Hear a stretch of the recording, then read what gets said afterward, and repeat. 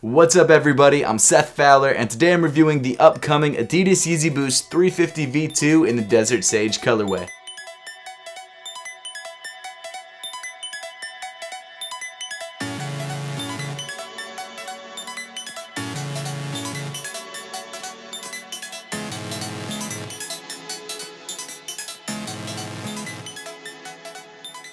Over the last, I would say, year, I've been giving Kanye and Adidas and Yeezy brand a lot of crap because I felt like a lot of their sneakers were very similar and they just kept releasing the same thing over and over again. And while I still think that was true at the time, over the last just 2 months, they've released more silhouettes than they've released in the last 2 years, and I've been really excited about Yeezy again. And even though this is technically just another review of a pair of 350 V2s, we've got so many more options out there now, it's nice to know that there's still one sneaker that's remaining relatively the same throughout all this change in their brand. And while the overall construction of this shoe might be similar to previous pairs, the colorway is pretty different. The Adidas YEEZY Boost 350 V2 in the Desert Sage colorway releases on March 14th, which is this upcoming Saturday, for a retail price of $220. However, if you would like to grab a pair of the Desert Sages early or just check the resale price, I've left the link to GOAT in the description below. And genuinely, this is one of the most exciting 350 colorways to drop in a while, and I really like this shoe a lot. As you would expect, the upper of this shoe, just like every other 350 V2, is made up of prime knit. And like the Yeezy Supply exclusive Marsh colorway, which just released recently,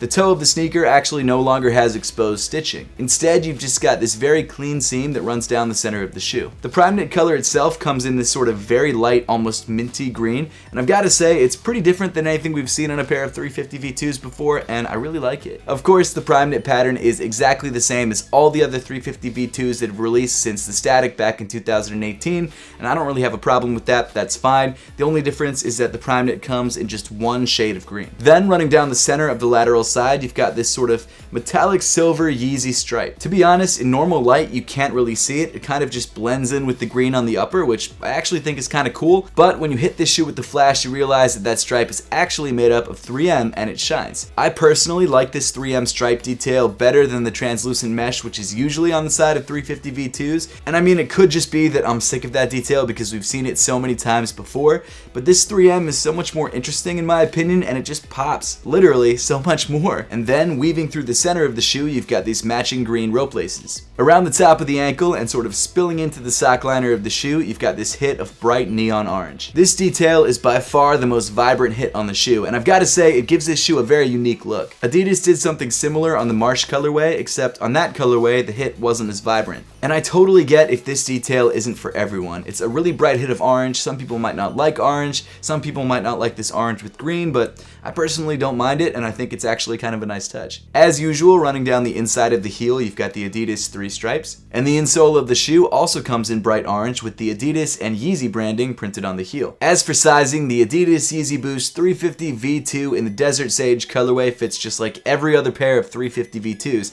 That should not come as a surprise to you at this point, like 2 years into the lifespan of this shoe. 350 V2s usually fit a tad bit small, so people go up half a size. I personally just go true to size and then take out the insole and it fits me fine. It really just depends on your own preference. But as I always suggest, if you have the chance to try the shoe on first before you buy it, make sure to do that to make sure you're grabbing the right size for you. Then moving around to the heel of the upper, you'll notice that there's no pull tab like there was on previous 350 V2 models. Instead, in its place, you've got the 3M stripe wrapping around to the medial side and kind of stopping abruptly towards the end of the heel. I'm not sure exactly why it does that. It's always kind of bugged me, but it is what it is. Then moving down on the sneaker, you get to this semi-translucent ribbed rubber midsole that comes in sort of a light green like the upper of the shoe. Of course, underneath this rubber panel, you've got a full-length Boost midsole, which feels great underfoot. And then on the back of the shoe, like every other 350 V2, the outsole wraps up onto the midsole, and this time around it comes in sort of a almost light gum color. And to be honest, I think it looks better when the colors don't match, because that way it looks like it was on purpose rather than trying to match the colors but not getting it exactly right, where it just looks like a mistake. And then finally moving to the bottom of the sneaker, you've got your light gum rubber outsole. The YEEZY Boost 350 V2 in the Desert Sage colorway is definitely a solid 350 option.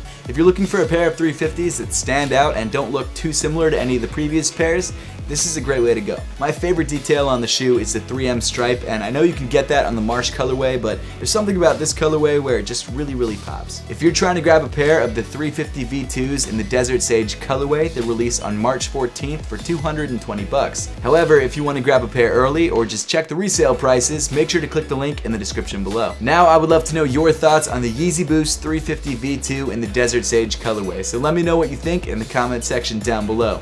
And as always, thank you so much for watching. Make sure to subscribe if you haven't yet, and I'll see you all in the next one.